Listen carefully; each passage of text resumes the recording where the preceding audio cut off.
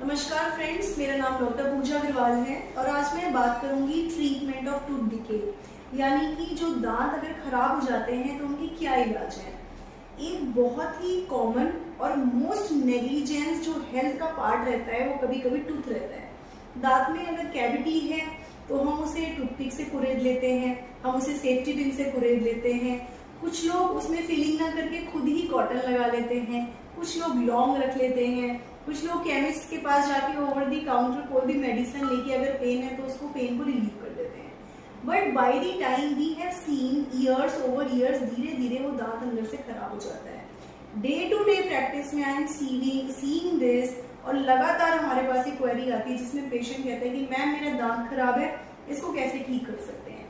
तो ये जो वीडियो आप तक पहुंचा रहे हैं उसका जो मेन पर्पज है वो ये है कि एक क्लियरेंस आए, जो भी मेरे व्यूअर्स हैं, मेरे पेशेंट हैं, एक मदद हो कि दांत अगर खराब हो रहा है तो वो किस स्टेज तक है और उस अगर ये प्रॉपर स्टेज है तो उसका ये प्रॉपर ट्रीटमेंट होना चाहिए। So my dear friends, first let me tell you one thing, ऐसा नहीं है कि अगर दांत खराब है तो उसका एक ही ट्रीटमेंट है। There are different stages of tooth decay and that's why different types of treatment plans your dentist do advise. आपका दांत अगर इनिशियल स्टेज में है तो उसमें कभी भी एक साथ बड़ी कैविटी नहीं होती है।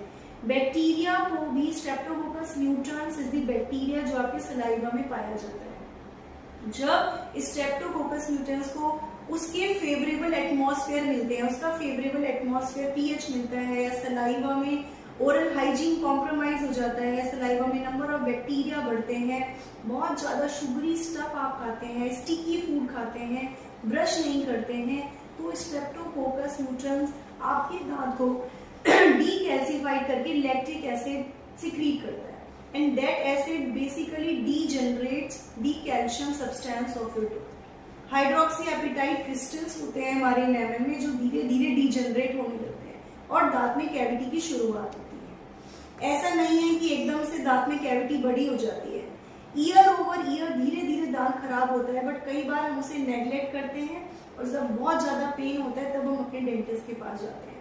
तो अगर लकीली इनिशियल स्टेज पे जब आपके दांत में एक छोटा सा ब्लैक स्पॉट आता है और आप उतने केयरफुल हैं कि आप अपने नजदीकी डेंटिस्ट से परामर्श लेते हैं, तो वो आपको बोलेंगे कि इसमें अगर या तो जरूरत है तो हम इसमें पिट एंड फिशर सीलेंट लगा देते हैं।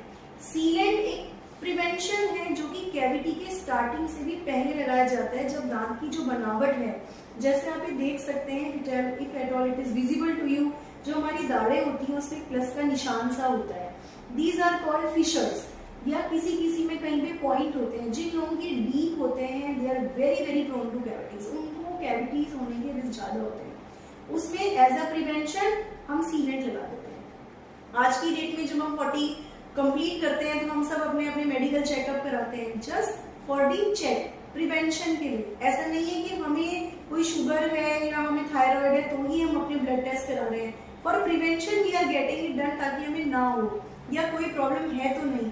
सेम वे दांत में कैविटी ना हो उसकी प्रिवेंशन के लिए सबसे पहले कि आप पिट एंड फिशर सीलेंट अगर आपके दांत में होना चाहिए तो आप वो लगवाएं, पहला टिप। सेकंड आता है, अब अगर सीलेंट नहीं लगाया है और दांत में कैविटी हो गई, शुरुआती दौर है, आपके डेंटिस्ट बोलेंगे कि इसने फीलिंग कराई है।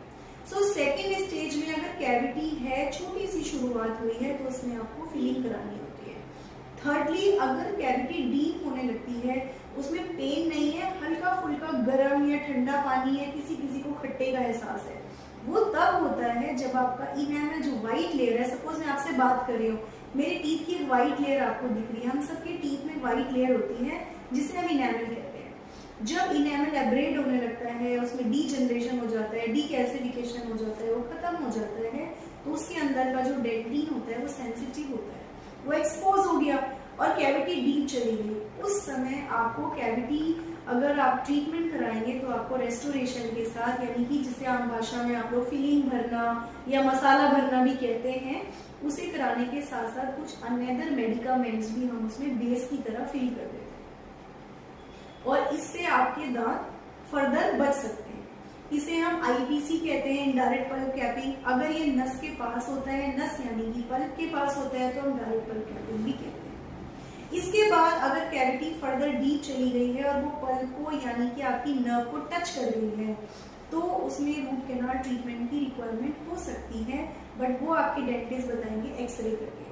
We do the x-ray, we check कि कैविटी नर्व तक, पल्प तक पहुंच चुकी है और हम एडवाइस करते हैं कि अब इसमें रूट कैनाल ही होना चाहिए।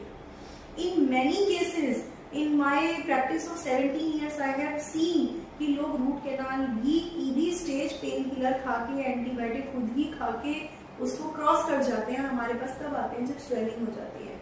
सो लास्ट में अगर आपने रूट कैनाल की भी स्टेज क्रॉस कर ली है, दांत को नेग्लेक्ट किया है या अपने हिसाब से उसे केमिस्ट से मेडिसिन लेके या खुद ही ट्रीटमेंट अपना लॉन्ग रखे या होम रेमेडीज किया, वो फर्दर अगर चला जाता है तो जो इन्फेक्शन है वो दांत को क्रॉस करके जड़ों के नीचे आ जाता है और अक्सर आपने देखा होगा लोगों को स्वेलिंग हो जाती है। This is called periapical infection, abscess. Periapical abscess अगर हो गया तो इसका मतलब अब दांत की रूट कैनाल की प्रोग्नोसिस पूरा है, यानी कि प्रोग्नोसिस यानी कि रूट कैनाल के बाद ही दांत कितना अच्छा चलेगा कह नहीं सकते। उस केस में अगर आपके डेंटिस्ट एडवाइस करते हैं कि इसमें होप है, हम बचा सकते हैं, तो हम रूट कैनाल करते हैं। अगर दांत में इन्फेक्शन बहुत ज्यादा हो गया और दांत में मोबिलिटी आ गई है, हिलने लगा है, तो फिर उसे एक्सट्रैक्ट कराना पड़ता है। So my dear friends, I try to tell you कि इनिशियल स्टेज में हम सीलेंट देते हैं या सेकंड स्टेज में हम फिलिंग करते हैं या उसके बाद हम मेडिकामेंट लगा के आईपीसी या डीपीसी करते हैं या उसके बाद हम रूट कैनाल करते हैं या उसके बाद फिर हमें एक्सट्रैक्ट ही करना पड़ता है। There are different line of treatments for teeth decay.